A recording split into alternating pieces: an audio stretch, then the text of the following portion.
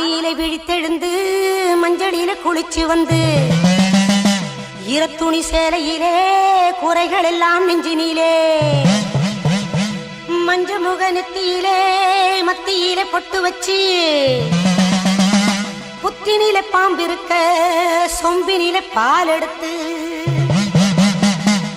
வேப்பிலையில் கொத்தெடுத்து ஆத்தா பேரை உச்சரித்து மேனியெல்லாம்